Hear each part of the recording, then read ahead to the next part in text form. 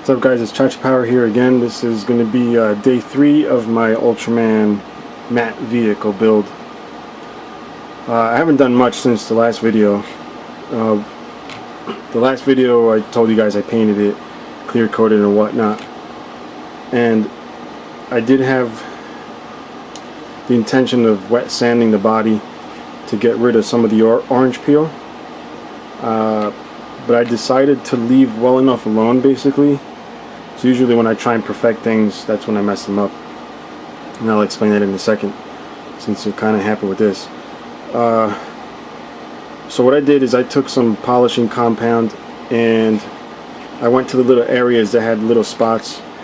I don't know if I showed in the other video, there was a couple black spots right here, and there was a dust spot on the top. Probably can't see it. Right there, and it was pretty noticeable. Now it's not so bad. The rest of it's pretty glossy, but I can live with that. So I just took a little bit of polishing compound. I'll probably take more to it.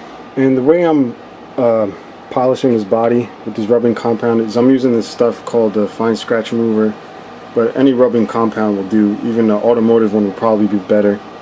I'll be getting some of that, but basically I take a Q-tip and you'll see I've already started doing the hood here.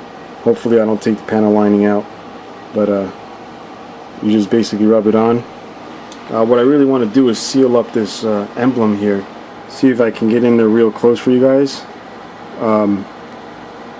You'll see the emblem is a chrome Mazda rotary emblem, and I had to stick that on the same way I stuck the Cosmo here,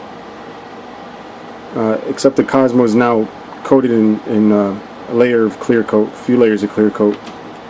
The emblem there is not. So once I seal that up, I'll probably take a polish to the car again.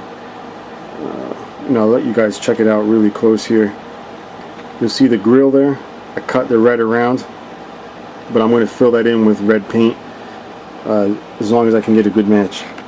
And while I got the close-up up here, I wanted to talk to you guys about the panel lining I did. I originally wanted to use the trusty Gundam markers. The only thing, if you guys aren't familiar with them, they're like micron pens. See if we can focus here. They got a really sharp point and they're really good markers. They're not expensive at all. Probably get them for like $1 each, but I decided not to because sometimes when I run the marker on top of fresh paint, it seems to snag in and cause like dark spots. So what I did is I took acrylic paint. Since the paint on the car is lacquer, I took acrylic paint to this little brush and I basically ran it through the line. I didn't do it really neat, I just did it messy, and then I polished away the excess paint. The only problem with that is it came out really black and it kind of looked dumb. It looked too black, so I had to scrape that out with a toothpick, and scraping with the toothpick was not fun. I had to do all the panel lines, and then in the end I ended up using the Gundam marker anyway, but instead of using the black one, I do have this gray one, so I figured gray would probably look better. And it did snag in a couple places. You'll see there's a dot right there, a dot right there, and there was too much clear coat on these panel lines for me to even try and do a nice clean panel line, so I left it as is.